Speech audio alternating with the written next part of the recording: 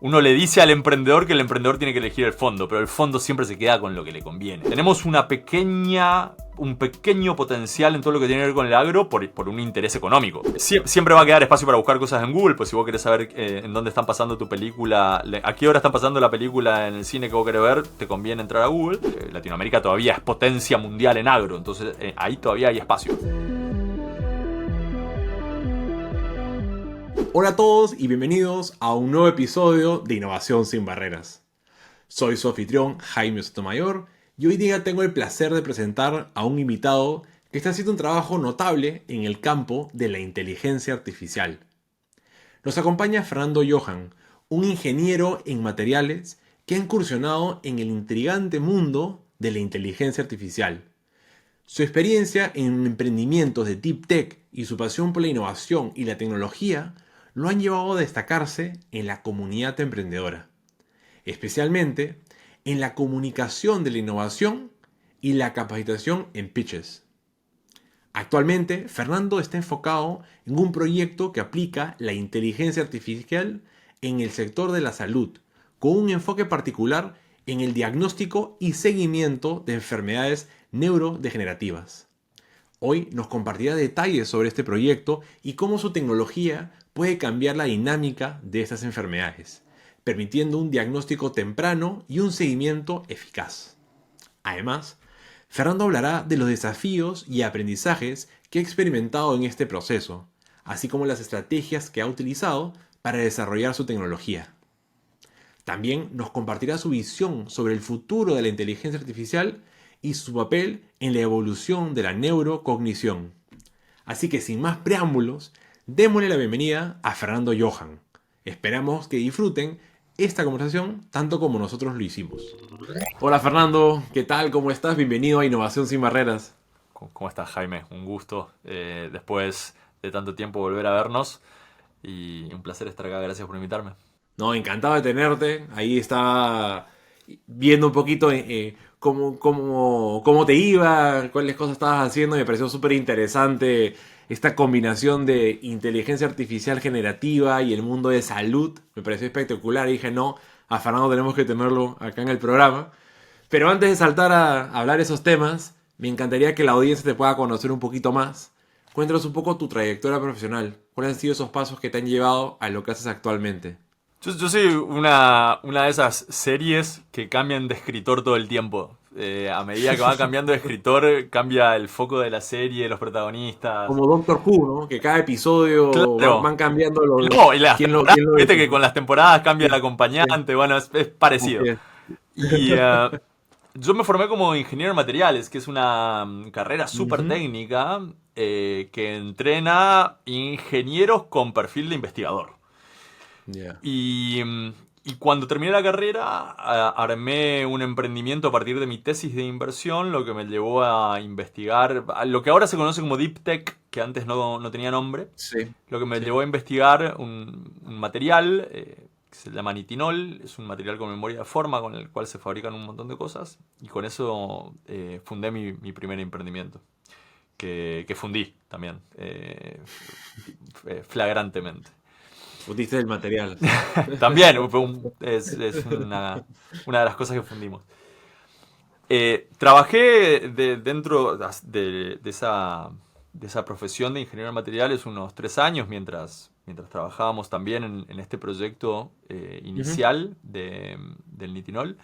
Y luego encaré un segundo proyecto emprendedor también en materiales avanzados, también de Deep Tech, en donde a partir de una semilla de Mm. diamante hacíamos crecer diamante en laboratorio. Uf, Y ese cool. proyecto duró mucho más tiempo. Levantamos mucho más plata. Llegamos a levantar $560.000 para ese proyecto. Ese Súper. proyecto no lo fundimos, pero tiene una historia mucho más trágica, que si me invitas otro día te cuento el caso específico.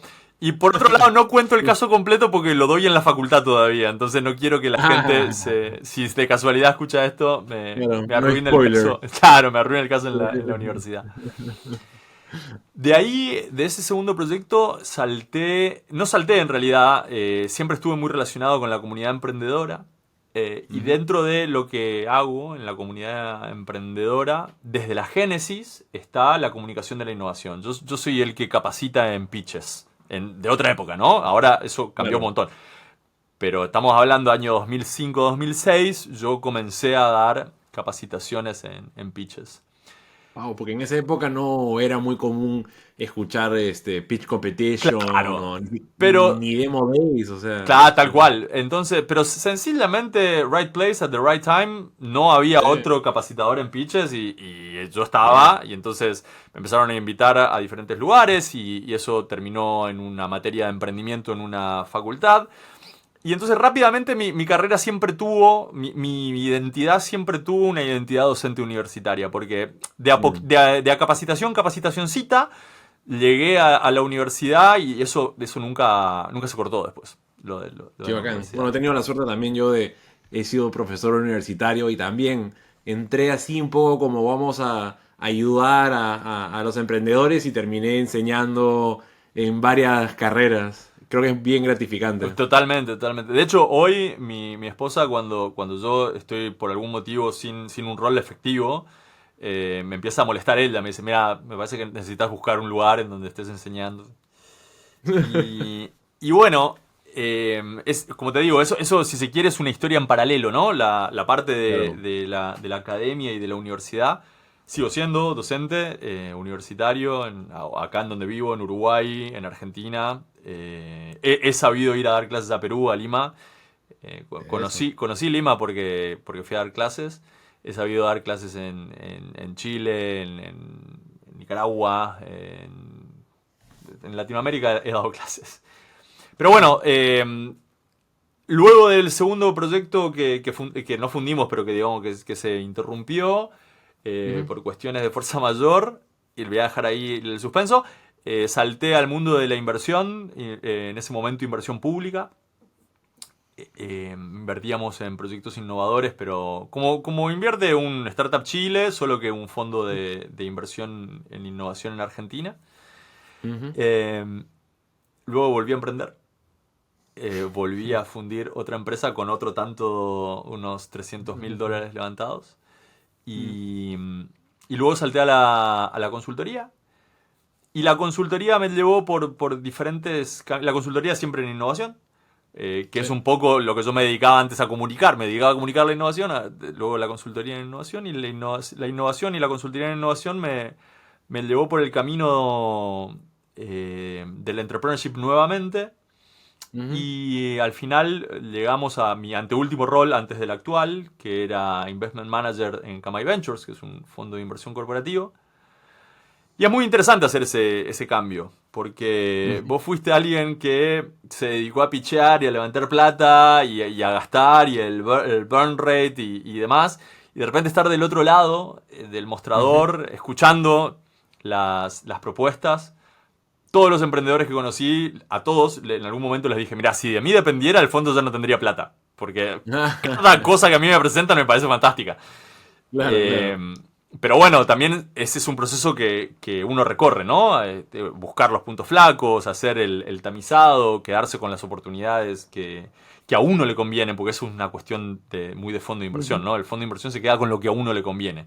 Uno le dice Así al es. emprendedor que el emprendedor tiene que elegir el fondo, pero el fondo siempre se queda con lo que le conviene, ¿no? Tiene la responsabilidad de tener el funnel ancho justamente para que después, al final, uno pueda decir me quedé con lo que me convenía.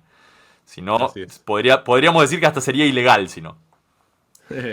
Eh, y ese es más o menos mi recorrido. En diciembre del año pasado apareció la oportunidad de participar en Tel. Tel es la empresa de la cual soy CEO actualmente.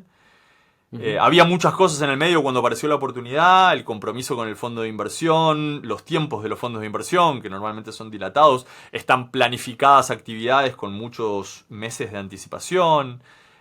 Recuerdo que la primera vez que anuncié que me iba, hubo una conversación muy seria respecto de, mira, pero necesitamos que nos banquen con este proceso, con este y con este, por lo menos estos tres tenés que estar, no nos dejes en banda. O sea, obviamente yo podría haber dicho no me importa nada, me voy, pero digo, la relación todavía tenía muchísimo espacio como para que ese pedido fuese un pedido válido. Y entonces, si bien la decisión terminó cementándose en febrero, yo terminé yéndome del fondo recién en finales de marzo. Ese es más o menos Claro. el periplo profesional. Mucho trabajar con emprendedores, mucho. Ujú. Mucho trabajar con managers y ejecutivos de empresas desde el lado de consultor y también, ¿por qué no?, en Camay, porque era un fondo corporativo. Así es. Bastante de emprender.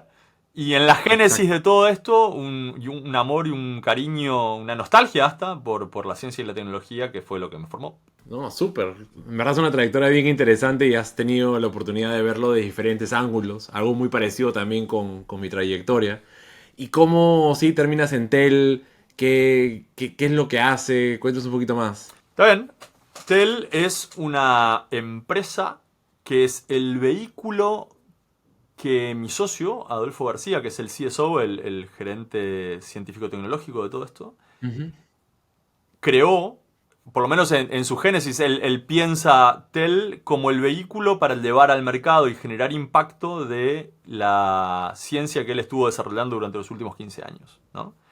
Oh. Adolfo se dedicó durante todo ese tiempo a desarrollar y encontrar mecanismos de visibilización de la performance neurocognitiva a partir de muestras del lenguaje. Lo voy a decir menos técnico. A ver. Te graban la voz y se dan cuenta de Sí. cómo te funciona el cerebro. ¿Por qué?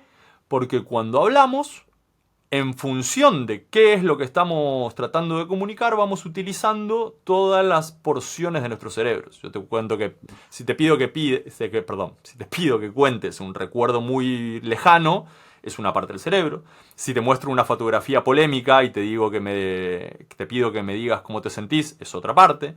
Si te esfuerzo a repetir un trabalenguas, es otra parte. Si te hago hacer un cálculo matemático, es otra parte. Y la forma, un cálculo matemático simple, ¿no? Un cálculo matemático Ujú, trivial, ujú. quiero decir. Y la forma en la que hablamos relaciona el funcionamiento de nuestro cerebro y la capacidad que el cerebro tiene para interactuar motrizmente con el aparato fonador. El punto es que todo eso, cuando uno lo pasa por un mecanismo de machine learning sofisticado, genera perfiles. Hay un perfil Ujú. que es normal, hay un perfil que tiene que ver con alguna de las enfermedades neurodegenerativas, hay mixes y proponiendo actividades de habla, nosotros podemos diagnosticar y hacer el seguimiento de las enfermedades neurodegenerativas, por lo menos las más importantes, las que tienen el 97% de la prevalencia, que son Alzheimer, Parkinson y la demencia frontotemporal. Lo podemos hacer, podemos predecir la patología con hasta, en algunos casos, un 93% de eficiencia. Y podemos hacer también un diagnóstico evolutivo, ¿no? Porque una vez que te diagnostican, no es que la cosa termina ahí. Hay que ir siguiendo, ver cómo viene la evolución de tu enfermedad, ¿no? Y eso se puede hacer a través de tests de habla. Pucha, me has volado la mente, me ha parecido increíble. Sí, somos Porque, parte de un ecosistema, ¿no? No, no. sí. Si bien la ciencia de Adolfo, de mi socio, es completamente original y está publicado en las mejores revistas que se te ocurra, en Nature, en Neurology, en la que se te ocurra, está publicado Adolfo, no está solo en el mundo. O sea, casi toda la ciencia en el mundo hoy avanza en un conjunto de equipos que trabajan alrededor del No, mundo. súper. Y nosotros somos una de las, vamos a decir, 10 empresas. Nosotros tenemos mapeadas Ujú. 7, pero vamos a decir que hay algunas que no tenemos mapeadas. Nosotros somos una de las 10 empresas que trabajan en este vertical. El vertical se llama biomarcadores digitales para la neurocognición. No, súper.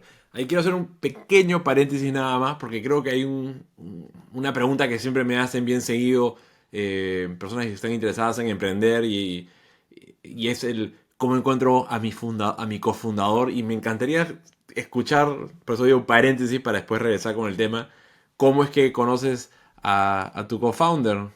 Bueno, en realidad es al revés, ¿no? Tipo, yo acá soy el que entra segundo. Claro. Porque justamente lo que había del otro lado era el expertise científico, 15 años de trabajo en Sí, sí. desarrollo. Eh, Tengo dos cosas para decirte. La primera es buscar a alguien con sintonía suficiente como para emprender el camino del agregado de valor para terceros. Sí. No creo que tenga receta y soy muy reacio a dar recetas. Pero, dicho eso, diré que hay condiciones que a veces acortan ese tiempo. Por ejemplo, lo que pasó en mi caso, ¿no? En donde yo, mi socio Adolfo es uno de mis socios, pero además hay otros dos. Y él, los tres ya estaban juntos de antes. Uno de esos chicos había sido compañero mío en la facultad. Él es 3 años más chico que yo. Y entonces él me llama para pedirme que yo piense en algún gerente general para la compañía, ¿no? Claro. Y cuando me cuentan el proyecto, y acá es donde entra la serendipia de todo esto, la inteligencia artificial es tan efectiva como la calidad de los datos mediante las cuales se entrenan las inteligencias artificiales. O sea, hay excepciones y seguramente vamos a hablar dentro de un rato, pero si bien es cierto, es posible la inteligencia artificial autógena, el comportamiento de la inteligencia artificial, por lo menos en la interacción con los seres humanos, depende muchísimo del tipo de dato que vos le podés dar, ¿no? Y para nuestras latitudes latinoamericanas, esta es quizás la última oportunidad. Porque lo que viene luego, en términos de innovación científica y tecnológica, requiere cierta inversión en infraestructura que nosotros no tenemos. O sea, y esto ya viene de parte del análisis que hago siendo inversor, ¿no? Pero Latinoamérica no tiene lo necesario como para innovar en ciencia de materiales, en biología, digamos, sintética, en computación cuántica, todo lo que tiene que ver con el aeroespacio, todo lo que tiene que ver con la ciencia de materiales avanzados. No tenemos. Tenemos un pequeño potencial en todo lo que tiene que ver con el agro por un interés económico. Latinoamérica todavía es potencia mundial en agro, entonces ahí todavía hay espacio. Pero dentro de lo que tiene que ver con las industrias digitales, esta es la última oportunidad. Tener la capacidad operativa para generar datos de calidad, para entrenar inteligencias artificiales, es la última oportunidad que tenemos en Latinoamérica para ser protagonistas en el mundo, como en otra época fueron los Nubank, los Mercado Libre, por poner dos polos de esa cuestión, ¿no? Pero ya no nos queda mucho más. Y esa certeza que yo tengo, porque es mía, no es que otros la tienen que compartir, pero esa certeza que yo tengo hizo que este proyecto en particular me llame muchísimo la atención. Digo, si hay una cosa en la que yo quisiera emprender, es en donde todavía hay espacio, ¿no? Donde todavía hay tiempo, en donde todavía hay talento que se puede explotar. Y entonces me llamó mucho la atención y cuando me preguntaron, recomendame a alguien, dije, te recomiendo yo. Entonces, por eso, para ir a contestar tu pregunta, ¿cómo encuentro mi socio? No tengo idea. Sí. Lo que sí sé es que cuanto más amplias sean tus redes fuera de tu zona de acción, más probable es que lo encuentres a tu socio. Pero si vos sos... Que eso está bueno porque justamente una de las cosas es que, claro, en el momento que estás tratando de quiero emprender, ponerte a buscar en ese momento es un poquito complicado. Claro. Pero si logras exponerte lo suficiente, vas a poder conocer o en un momento conectar con alguien que sí, sí, totalmente encaja perfecto con lo que estás buscando. Y lo he visto suceder. Y tengo historias sumamente específicas. Gente que encuentra a su socio en el side event de una conferencia emprendedora, un side event, y lo encontrás ahí. Había que ir, pero lo encontraste ahí. Eso es específico. Y después tengo cosas absolutamente generales. Por ejemplo, tengo un amigo que encontró un socio en el barco en el que se estaban yendo a hacer buceo en el Caribe. Su socio de Estados Unidos y él de Argentina. Claro. O sea, si no estaban buceando en el mismo barco, en el Caribe, nunca pasaba. Y sin embargo, claro, lo encontrás, ¿no? Yo creo que entre esos dos extremos me parece que si uno se va exponiendo en alguno de esos, te facilita, tampoco te asegura, porque la realidad es que encontrar un socio es el tema. Sí. Ni que hablar si estás en un vertical medio difícil como lo es Deep Tech, como son todos los verticales que no tienen que ver con, y lo digo con el mayor de los respetos, ¿no? Que no tienen que ver con el interés de las masas. ¿Qué quiero decir con esto?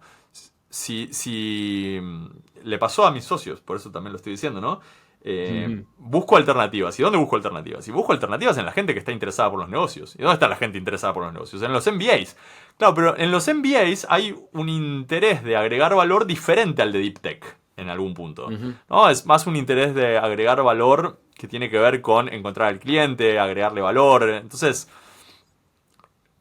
no, es más un proyecto de agregar valor genuino comercialmente y no tanto encontrar de qué manera se relacionan la cantidad de palabras por silencio que digo con la probabilidad de que tengas Parkinson, ¿no? Y bueno, un poquito ya entrando al tema de inteligencia artificial generativa, si no me equivoco, es un poco ahorita lo que estás trabajando. ¿Cómo es que haces ese mapeo con el tema de salud? O sea, ¿cómo es que se dieron cuenta de que había esta combinación para crear un emprendimiento? Bueno, en primera instancia está todo el espacio no generativo, que es simplemente el espacio de deep learning, ¿no? Sí. Que es una dimensión distinta. El espacio de deep Ujú, learning es, yo te doy una nube de datos horriblemente difusa de la cual no se puede hacer sentido, pero mediante un mecanismo de entrenamiento, ujú, la máquina va encontrando patrones como para diferenciar grupos distintos. ¿Sí? Entonces, en primera instancia está ese grupo que es lo que nos permite diagnosticar. sí. Lo que pasa es que el diagnóstico es la primera instancia y lamentable y terriblemente el diagnóstico no es, no es suficiente para revertir la enfermedad. Ok. Porque hoy no tenemos un mecanismo. De cura. Claro, hoy no tenemos clínicamente un mecanismo que permita tratar la enfermedad e ir para atrás. Como uno podría ir para atrás, Ujú, por ejemplo, con una quemadura. ujú, Eso tiene un montón de componentes sumamente importantes que por ahí vale la pena mencionar porque dentro del propósito de TEL está el conseguir el conocimiento total de cómo funciona la relación entre la neurocognición y el lenguaje, ¿no? Y eso permite, o nosotros estamos convencidos que nos va a permitir desarrollar tratamientos, eh, digamos, que le den la vuelta a todo esto. ujú, ujú. Ahora vamos a la parte de generativo. Cuando, cuando uno tiene inteligencia, cuando uno habla de inteligencia artificial generativa, lo voy a resumir infinitamente y si hay algún ortodoxo seguramente se va a enojar. Pero básicamente en la inteligencia generativa yo doy una cantidad de puntos limitados, vamos a decir 8, Ujú, y ujú, pretendo que este mecanismo de inteligencia artificial complete esa serie de puntos con una extensión determinada. La potencia de mi maquinaria de inteligencia artificial generativa dependerá de cuánto necesita de input y cuánto puede ujú, sacar de output, ¿no? Siendo el ejemplo más ujú, común el que todos conocemos de ChatGPT. ChatGPT tiene fundamentalmente un mecanismo que puede, con una extensión bastante importante, extender una conversación. O si eso estamos hablando, si cortamos la conversación acá, ChatGPT puede imaginarse cómo podría continuar hasta cierto punto. Así Que es. tiene una limitación. Hasta ahora, que viene creciendo, ¿no? Que no ha encontrado, vamos a decir, asíntota. No hay un techo todavía. Ujú, En el mundo de las enfermedades neurodegenerativas, eso tiene cuantiosa cantidad de aplicaciones.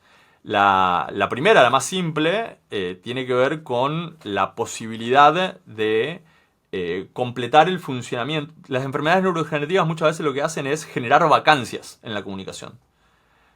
Ya. Entonces, por ¿Qué ejemplo, significa eso? te olvidas de lo que querías decir. Ok. Y entonces, por ejemplo, empezás a decir, ¿cómo era esto que eh, se usa para esto? Y quien tiene Alzheimer, por ejemplo, o quien tiene Ya. demencia senil, enseguida empieza a olvidar estos eh, elementos del lenguaje. Ujú. Y como uno está entrenando el algoritmo para que pueda predecir lo siguiente, y esto es parte de lo que nosotros queremos proponer como agregado de valor al usuario, es a vos tenés este problema en la comunicación, que son estos silencios en tu pensamiento, Ujú. y nosotros los podemos rellenar. Ajá. ¿Y cómo funciona? ¿Cómo funciona? Hay distintos mecanismos. Sí. Todo el agregado de valor que estamos proponiendo nosotros está en permanente iteración con el usuario, Ya. ¿no? Pero hay distintos mecanismos. La forma más fácil de todo esto es cuando uno tiene una condición con alguno de estos generadores de silencios. Ujú. La forma más fácil es tener la app prendida todo el tiempo y cuando entras en un loop de silencios, la app simplemente se despierta y dice, estás pensando en perro, no estás diciendo perro, dice perro y avanza. Estamos hablando del ejemplo más simple de todos, ¿no? Pero Sí, nos sí, tendríamos claro. que, tendríamos que meter medio profundo y medio técnico en otras cosas más médicas. Obviamente esto representa un montón de desafíos, tener una app escuchando todo el tiempo en el teléfono, amén lo que digan Sí. de las que se sospecha que lo hacen, es carísimo en Ah, términos de procesamiento, así es. de batería, de ancho de banda. Sí, sí, Entonces, sí. Es entonces, por eso que por eso siempre están diciendo, ay, no, que nos están, por el celular nos están escuchando, pero es muy es caro, costoso y es caro. se te, se te iría la batería de una. Entonces nuestra primer propuesta en realidad está centrada en un desarrollo que es para la casa. Ujú. Para la casa y esto tiene un paréntesis que te voy a contar ahora. Eh, ¿Por qué? Pero más que nada porque los recursos son más sencillos con Alexa y con Sí, Google Home. Los recursos son más sí. sencillos que en un teléfono móvil, ¿no? Esto tiene un paréntesis, te decía, porque eh, estamos medio en la cresta de la ola nosotros. No lo digo porque somos los mejores. Lo que estoy diciendo Claro. es medio que entre los que estamos en este universo en este momento, estamos averiguando qué se puede hacer y qué es lo que Ujú. quiere el usuario, en definitiva.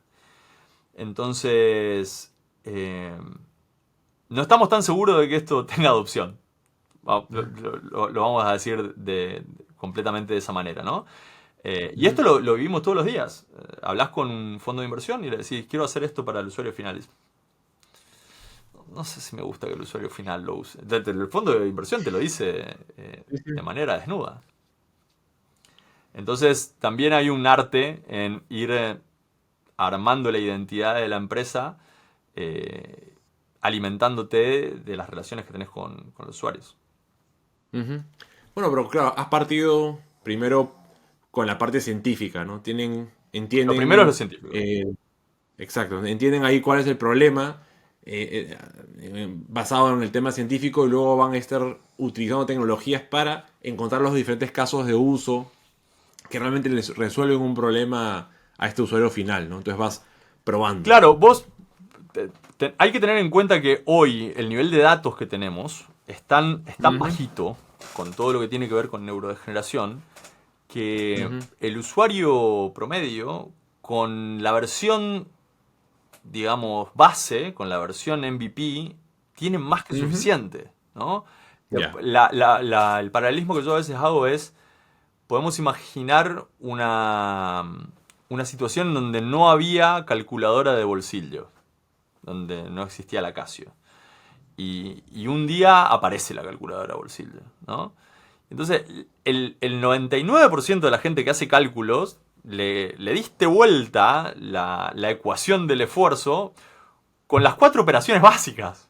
Sí. Le diste la vuelta del esfuerzo. Y vos después le decís, no, bueno, pero además resuelvo cuadrática y hago raíz cuadrada. Está bien, Sí, fantástico, sí, sí, pero con las 4 operaciones básicas, más la memoria de la suma, a mí me cambiaste la ecuación del esfuerzo. Y esto nosotros lo vemos cuando hablamos con los usuarios, porque las enfermedades neurodegenerativas tienen el problema gigante de lo terribles que son, pero además ujú, está lo mucho que te afecta tener que lidiar con ella todos los días.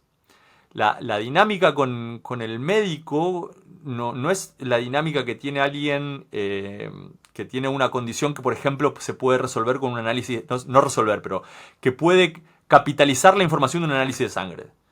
Muchísimas enfermedades, uno va al médico y el médico le pide un estudio de sangre, y con el hemograma uno va al médico y el médico le dice, bueno, nos está haciendo bien, nos está haciendo mal.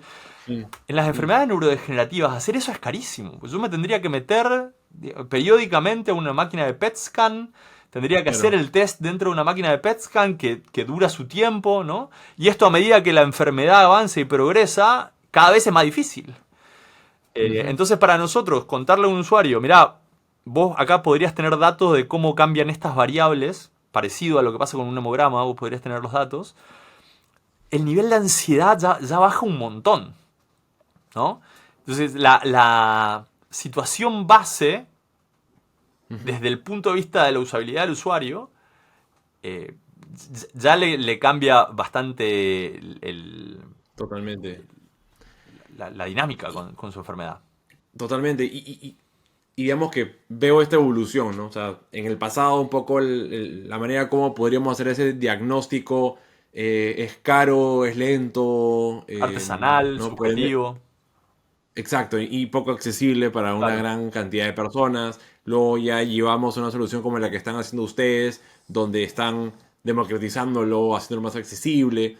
Pero ¿dónde crees que a esto apunta? O sea, ¿cuáles son esas siguientes evoluciones que quizás ya están dándose ustedes cuenta, pero hacia dónde está apuntando? Y quizás, eh, ¿cuál es el rol que juega inteligencia artificial en eso?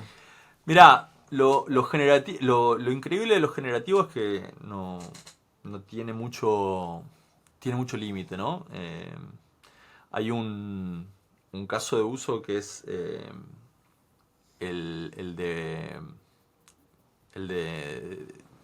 Ay, ahora no me sale el nombre. DeepMind, la Sí. empresa de Google, que tiene esta herramienta que permite predecir mediante diferentes mecanismos, uno de los cuales es la parte generativa, pero es un compendio de herramientas, ¿no?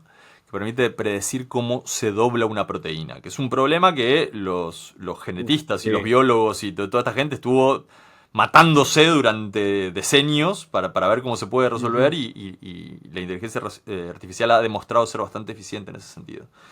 Entonces, no tiene mucho techo. Yo no tengo manera de predecir ahora esto va a terminar acá. Te puedo contar lo que nosotros vemos en el corto y en el mediano plazo, ¿no? Lo primero es, para nosotros, disponibilizar una tecnología que permite, en los diferentes estadios de una enfermedad muy difícil, eh, Ujú. primero un diagnóstico temprano, un seguimiento de la enfermedad y una mejora de la calidad de vida a partir de llenar los espacios comunicacionales que las enfermedades neurodegenerativas generan, ¿no? Insisto, he dado solo el ejemplo de cuando te olvidas la palabra, pero las enfermedades Sí. neurodegenerativas tienen esto de diferentes maneras, en algunos casos bastante grave para la capacidad comunicacional de la persona. Sin ir más lejos, una de las cosas, por ejemplo, que el Parkinson produce es dificultad para empezar a hablar. O sea, ni siquiera completo, ahí ni siquiera completo la información, sino es como cómo empiezo a hablar. Wow. Entonces, nosotros vamos a disponibilizar, nosotros queremos, estamos comprometidos con disponibilizar una tecnología que le permita a la gente vivir mejor, más tiempo y de manera más gratificante su vida. Ujú. Ujú. Esto lo hacemos a partir de una ventana al cerebro que construimos con el lenguaje. Esa ventana al cerebro que construimos al lenguaje, nosotros hoy nuestro primer caso de uso es utilizarla con toda la ciencia ya desarrollada durante 15 años de los equipos de investigación de Adolfo, en un espacio específico que es atacar los casos de enfermedades neurodegenerativas. Pero, y esto nos pone ya, digamos, si vos me decís cuál es el éxito, 5 o 10 años haciendo esto, para nosotros sería de manera trivial gastar 5 o 10 años en esto, ¿no? ¿A dónde quisiéramos estar? Quisiéramos estar en este mismo lugar, pero en un espacio de neurocognición en general, que ya estamos empezando a trabajar, ¿no?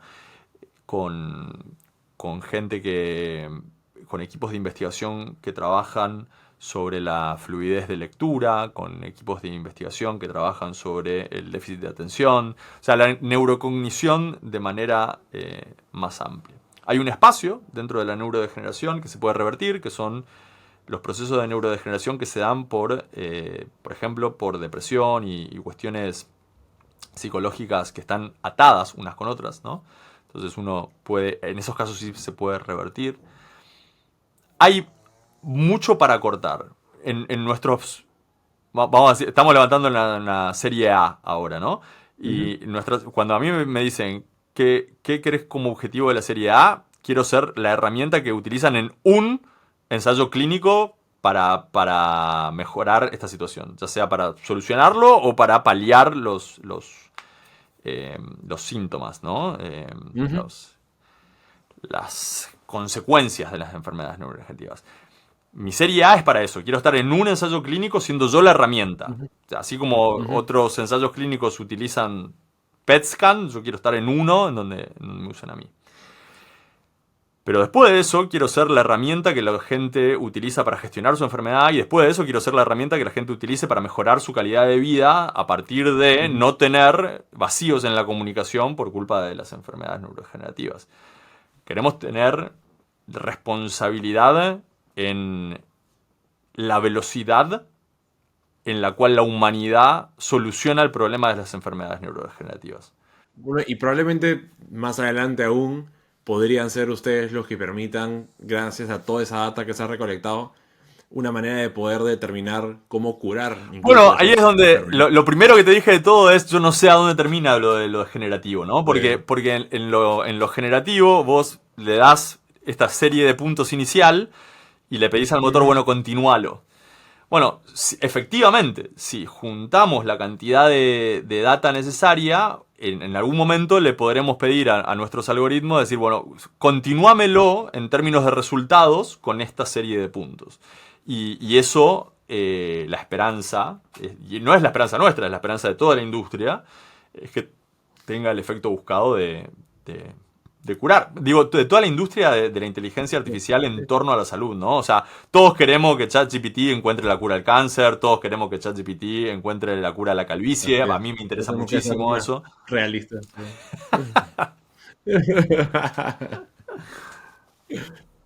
Ahí, digamos, ustedes están en un espacio que es, diría, complejo en el sentido de que Deep Tech requiere, digamos, tener una ciencia detrás, hay probablemente mucho capital que poner, y a diferencia quizás de una startup que es más B2C, o incluso hasta B2B, donde estás desarrollando un software que se lo puedes ir a vender a una persona, a una empresa, y puede ser que lo puedas bootstrapearlo con tus propios recursos. Aquí me suena a que es más complejo ir por ese camino. Entonces, ¿qué recomendaciones le darías a aquellas personas que están tratando de empezar un emprendimiento que sea Deep Tech o Health Tech, donde sí siento que hay muchos más requerimientos antes de empezar a vender? Bueno, sí. Deep Tech es una apuesta fundamentalmente del inversor. Porque en el mercado el científico está. En el mercado del científico no falta. Y te hablo de cualquier país latinoamericano. Cualquier país latinoamericano tiene un sistema científico-tecnológico que tiene científicos que están innovando y que están haciendo cosas.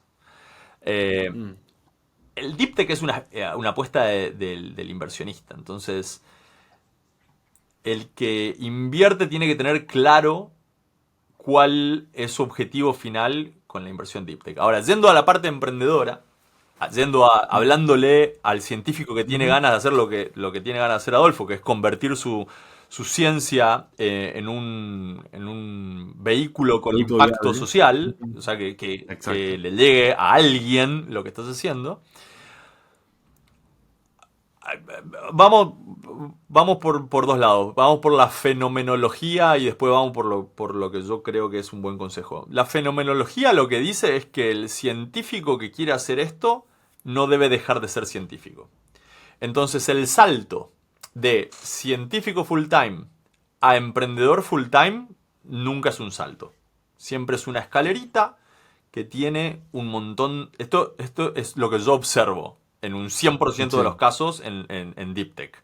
El científico es primero 100% científico, después es 99% científico, 1% emprendedor, después es 2 y esa cosa va cambiando hasta que llega a una ecuación más o menos de 75% científico, 25% emprendedor. Ahí la cosa se estanca y es justo que se estanque.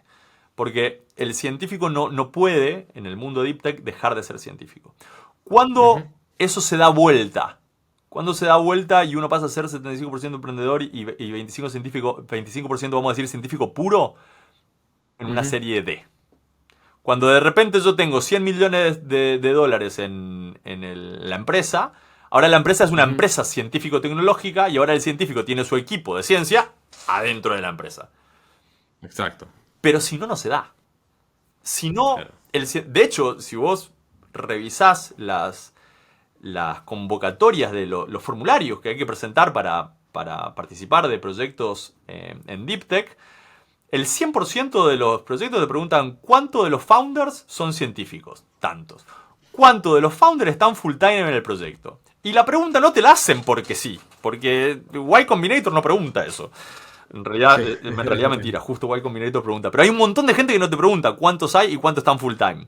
Te preguntan los de Deep Tech porque es universalmente conocido que en los proyectos de Deep Tech los científicos normalmente no están full time en el proyecto.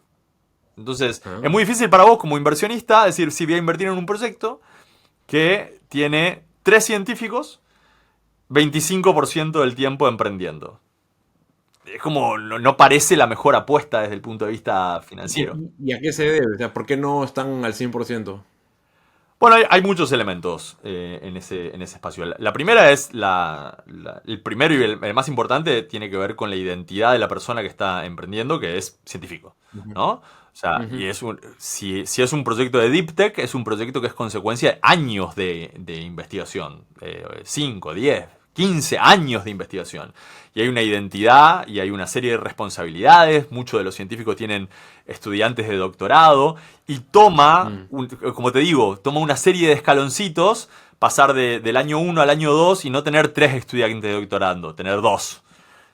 Uno va avanzando como científico hasta que logra desprenderse de su, vamos a decir, cordón umbilical que lo une a la ciencia de manera rígida. ¿Sí? Eso punto número uno, que la identidad del científico no es tan volátil como por ahí la del gerente de ventas de Coca-Cola, que de repente salta Claro. al emprendedor y ahora sigue siendo gerente de ventas, solo que ya no trabaja en Coca-Cola. Eso uno. La segunda cosa es, la mayoría de los emprendimientos de Deep Tech requieren una inversión de capital muy fuerte y de repente, vos decías bootstrapping recién, de repente Sí. el único componente para bootstrapear es el trabajo actual del científico, que está metido en algún sistema científico o nacional o trabaja en Ujú. alguna empresa como científico residente, etcétera. Entonces, los equipos científicos naturalmente dicen, bueno, está bien, me conseguí este financiamiento, que hasta puede ser equity free, pero si yo me lo gasto en mi sueldo saliendo de acá, no puedo pagar X, ¿no? No puedo pagar el reactor, no puedo pagar el ensayo, no puedo pagar... La ciencia es en general cara, Ujú. ¿no? Ujú. Ujú.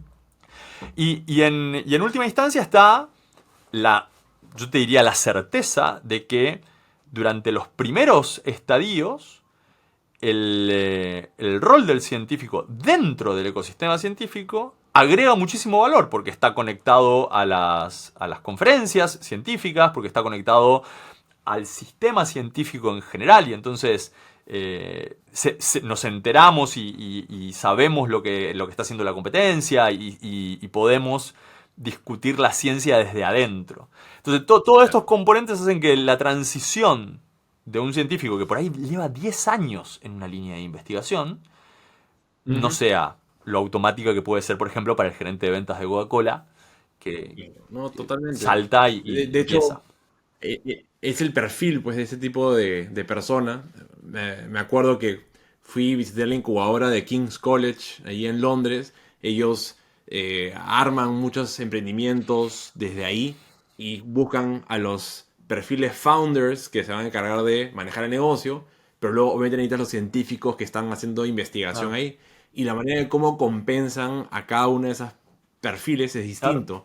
Al founder le dan mucho mayor equity, muy poco sueldo, o sea, riesgo bastante para ellos, pero mayor upside, mientras que los investigadores están acostumbrados a hacer Claro. investigación. Entonces, van a tener un equity, obviamente, para tener su upside, pero van a mantener su sueldo, van a seguir investigando y así encontrar una fórmula donde cada perfil obtiene lo que más le gusta. Sí, ahí, y ahora vamos a la parte de lo que yo pienso, ¿no? Todo lo anterior era fenomenológico. Yo creo que si uno es investigador, científico, y Ujú. tiene ganas de lograr que su investigación, que su producto intelectual llegue a la sociedad, creo totalmente que el mejor consejo que le pueden dar es que se plantee a sí mismo si está dispuesto digamos, a poner en riesgo su identidad. Porque esto es lo central. Cuando uno emprende, uno pone en riesgo su Ujú. identidad. Y emprendedores que Totalmente. no venimos del universo científico, no valoramos lo muy importante que es la identidad, la relevancia, la Ujú, ujú. reputación científica. Es central para ese ecosistema. De hecho, nosotros dentro del mundo emprendedor muchas veces estamos acostumbrados a decir, no, pero yo te acabo de contar, fundí la primera, fundí la segunda, fundí la tercera. Nosotros estamos acostumbrados a que si en algún punto fracasamos, ese fracaso en realidad es, vamos a decir, constructivo. Así es. No siempre es el caso. Y en el mundo de la ciencia, y yo tengo justo la suerte de haber vivenciado eso mínimamente unos 3 años al principio de mi carrera, en el mundo de la ciencia, ese proceso de aprendizaje se da de otra manera, se da en laboratorio, ¿no? La forma en la que uno va fracasando es incremental, muy incrementalmente en el mundo de la ciencia. Uno primero fracasa y aprende en papel, después uno fracasa y aprende en la compu, y después uno fracasa y aprende en un plato de ensayo, y después uno fracasa y aprende en Claro. una mínima muestra, ¿no? La cantidad de veces que yo voy avanzando y haciendo micro fracasos con aprendizajes que me permiten mejorar el modelo es muy distinto al emprendedor que levanta $500.000 y después funde la empresa. Bueno, Fernando, nos queda muy poco tiempo y me gustaría hacer una rápida ronda Dale, relámpago. Te voy a hacer unas pocas preguntas y a ver si unas respuestas cortas pero dale, precisas, dale. ¿no? ¿Qué consejo le darías a alguien que quiere empezar a trabajar en el campo de la inteligencia artificial generativa? Que mire mucho YouTube. Es, Ahí hay mucho es conocimiento. muy importante mirar mucho YouTube. Y cuando hay que dejar de mirar YouTube, cuando los mensajes se empiezan a repetir. Cuando no encuentro cosas Ajá, nuevas, ahí hay que dejar de mirar YouTube, hay que pasar a lo siguiente. Pero inicialmente hay que mirar buenísimo. muchísimo YouTube y no sentirse incómodo de citar a la gente. Es decir, porque yo lo vi a Sam Altman en una entrevista que decía Sí, X, sí. Y, Z. Y yo lo vi a Shidash Prikaya, no sé cómo se llama, el chico de Quantum, es decir, no sé, que mire mucho YouTube. Si te querés meter en inteligencia artificial y no venís del palo de la inteligencia artificial, no venís de Sí, computación, no venís de informática, qué sé sí. yo, mucho YouTube. Buenísimo. A ver, ¿cuál es el mayor mito sobre la inteligencia artificial generativa que te gustaría desmentir? Wow. El mayor mito sobre la inteligencia, eso no tengo preparada una respuesta. A ver, vamos a pensar. Eh, Y no la pasamos. también podría ser, pero yo creo que el mito fundamental de todo esto es, el mito fundamental de la inteligencia artificial, para mí, tiene que ver con la preocupación sobre las consecuencias. Mm, Eh, Al igual que ha pasado con otras herramientas en el pasado, la diferencia se va a poder hacer en función de la adopción de la herramienta. ¿Sí? No ujú. solucionás nada no leyendo libros impresos en imprenta de Gutenberg. No solucionás nada no subiéndote a un auto de combustión interna. No solucionás nada no viajando en avión. No solucionás Claro. nada evitando la inteligencia artificial, sobre todo la inteligencia artificial generativa. Me parece que en la medida en la que adoptamos la Mm, herramienta, ujú. mejoramos nuestra performance, pero me parece que hay un mito horrible que es un mito sobre todas las tecnologías, que es que Sí. uno va a ver menos, no sé si es un mito, es algo que la sociedad cree. Una creencia. Sí, yo creo que es algo que Sí. la sociedad cree, que es que a medida que la inteligencia artificial mejora, vamos a perder capacidad de emplearnos. Y yo creo Ujú, que eso ujú. no es verdad con esto, Que como nos no vamos a fue volver verdad más con ninguna de las estúpidos. anteriores. ¿Cómo, perdón?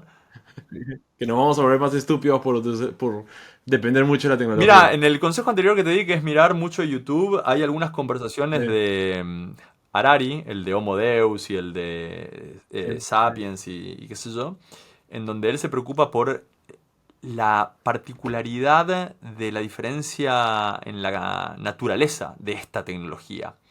Él Ujú. hace, de nuevo, el caminito de puntos y te cuenta cómo las diferentes transformaciones tecnológicas nunca han tenido reales consecuencias para la forma en la que vivimos.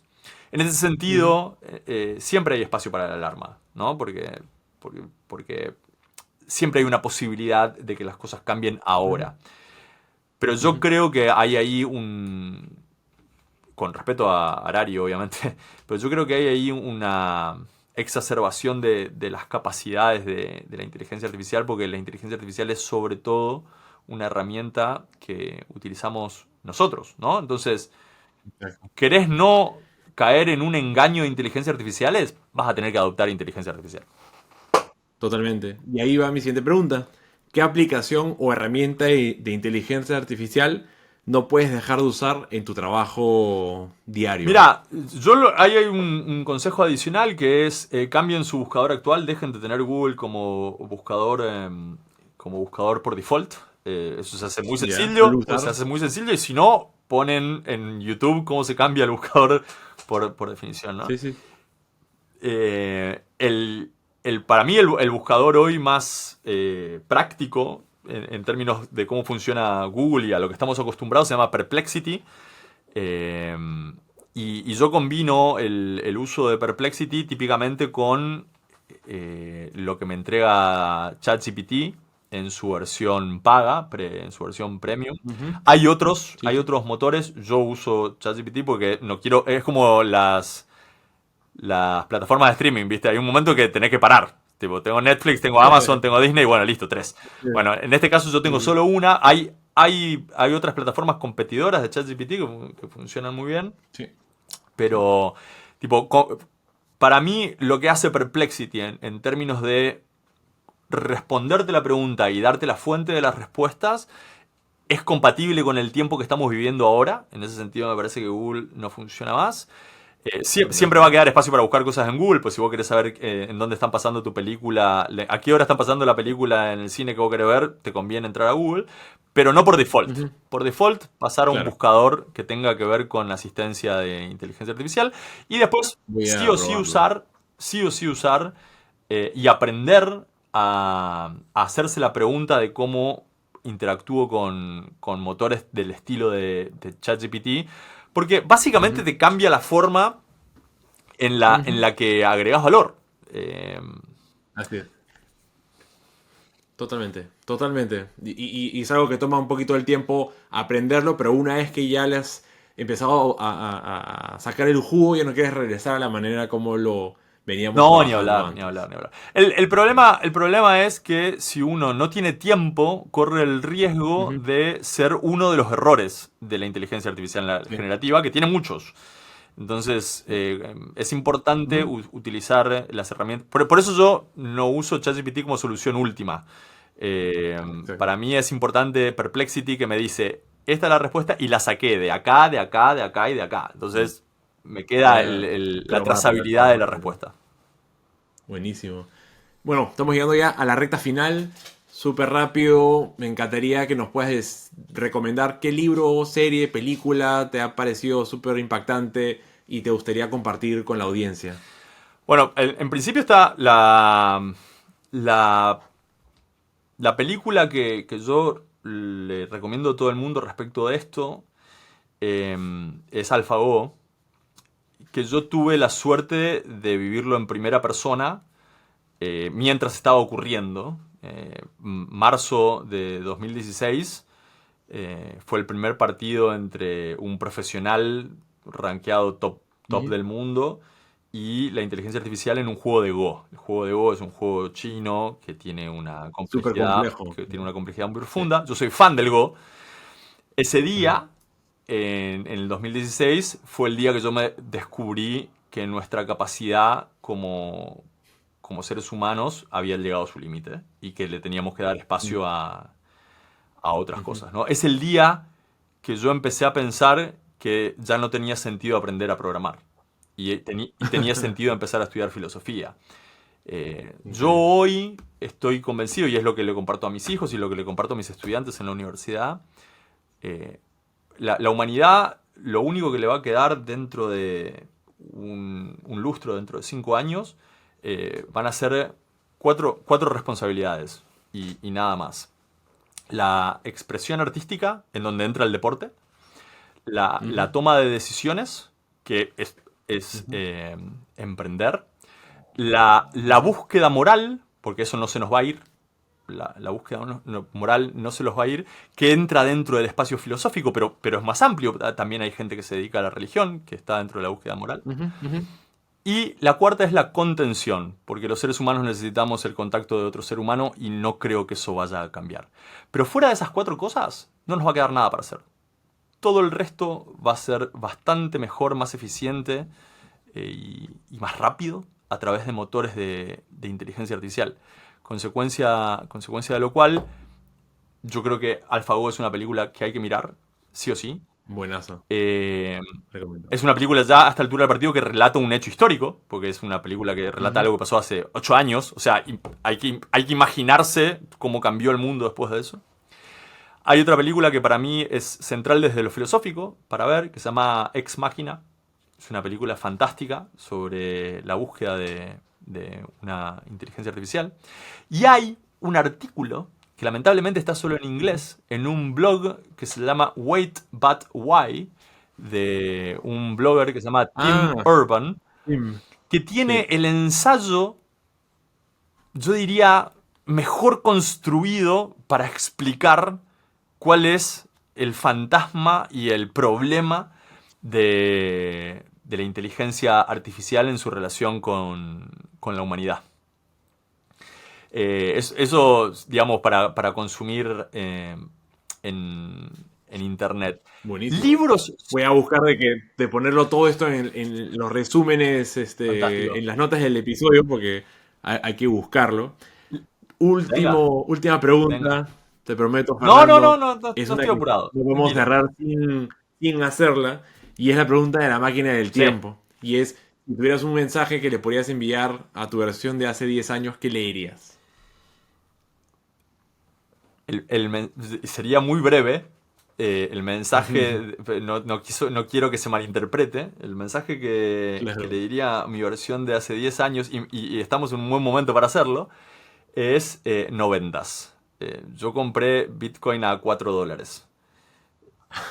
Entonces, lo que le diría a esa persona que está por vender, porque los vendía a 80, que está por vender multiplicando por 20 su inversión, le diría, por favor, no vendas. Buenísimo. Pucha, hay otros que han dicho compra, pero tú ya habías comprado realmente creí que no iba a subir de nuevo. Y... oh, tonto de yo. Es que en verdad, o sea, yo también he comprado cuando estaba barato, no tanto como lo que tú has dicho, pero cuando dije, bueno, esta cosa ya hizo como 4 veces, es imposible que haga más, y de repente ves que todavía tenía 100 o 1000 veces para poder seguir creciendo, pero... Mi anécdota es peor, porque mi anécdota es de desesperación. Yo compré a 4 y el Bitcoin se fue a 189. Sí, Y no vendí. sí. Y empezó a caer, y empezó a caer, y empezó a caer, y empezó a caer, y yo vendí a 82. Nunca más bajó. Vendí en el mínimo posible de la historia hasta ese día. Nunca más bajó de 82, siempre fue para arriba. Yo vendí el día que más bajo estuvo. Entonces, cualquier tiempito que hubiese esperado ya sería mejor. Increíble. Pero bueno, eso es. De eso estamos hechos. ¿Pero has vuelto a comprar Bitcoin en el futuro o ya no? No, compro regularmente. Cuando me sobra un pesito, he comprado a todos los precios, Tipo, he comprado a 40, he comprado a 20, he comprado a 16 hace poco, he comprado a todos estos miles, ¿no? 40.000, 16.000, 20.000. Sí. Yo sí he tenido, yo también he hecho eso, pero eventualmente también por error he comprado cuando estaba en 60. Bueno, yo compré en la fiebre del 2017, compré a 21.000, compré, que después se fue a 3.700 más o menos. Claro. Sí, bueno. Es duro ver durísimo. cómo fluctúa esto, ¿no? Es durísimo. Pero me encanta porque cuando veo pues todas estas caídas bruscas que hacen, los que ya han pasado por uno de estos ciclos le dicen no pasa nada. No pasa nada, o sea, esto no es nada. O sea. La primera vez es la peor. Pero nada igual es peor que nada. Y es peor que matarse levantando una ronda de inversión, levantar 16 millones de dólares, mandarlos al banco más seguro del mundo y que ese banco después, de la noche a la mañana, no te deje sacar la plata. Nada es peor que eso. Sí, no, y todavía porque tú dices, pero ni siquiera es que yo haya cometido un error. O sea, es como que estos banqueros tomaron una pésima decisión y nos arruinaron a todos. Sí. Pero bueno, increíble. Nada, Fernando, mil gracias. Nada. Si alguien quiere entrar en contacto contigo, ¿cuál es la mejor manera para hacerlo? Todas mis redes apuntan a mí. Si me encuentran en Twitter, si me encuentran en Instagram, si me encuentran en LinkedIn, es muy sencillo contactarme. Si me quieren contactar por algo de inteligencia artificial o de neurodegeneración, bienvenido sea. Mi email es fj@tel.com.ar. Pero todas mis redes dirigen a mí, entonces si prefieren mandarme un mensaje por Twitter, un mensaje por Instagram, un mensaje por LinkedIn, un comentario en un video en YouTube, todas están activas y contesto por todos lados. Pero bueno, ahí quedó mi mail por si me quieren escribir un mail también. Ahí. Igual agrego tu mail en las notas del episodio y tu LinkedIn como para que también te puedan buscar por ahí. Sí, señor. Súper. Nada, mil gracias, Fernando, por compartir todos esos conocimientos. De nada, Jaime, ha sido un gusto y se me pasó volando la horita hasta que charlamos. Sí, rapidísimo. Listo. Chau. Ya nos vemos. Hola, querida comunidad de innovadores. Espero que hayan disfrutado mucho del episodio. Como saben, todos los viernes publicamos con mucha alegría un nuevo episodio para ustedes. Y para continuar mejorando el programa, nos encantaría conocer más sobre ustedes. Los invito a escribirme a mi correo electrónico hola@jaimesotomayor.com o en mis redes sociales para que me cuenten qué les parecen los invitados y temas. Y cómo este programa los está ayudando en su objetivo de crear el próximo unicornio de la TAM. Finalmente, les agradecería enormemente si pueden compartir este podcast con amigos y familiares que estén interesados en estos temas, como también a calificar con 5 estrellas este podcast en Spotify o Apple Podcast. Así más personas nos podrán encontrar. Muchas gracias por escuchar Innovación Sin Barreras Podcast y hasta un próximo episodio.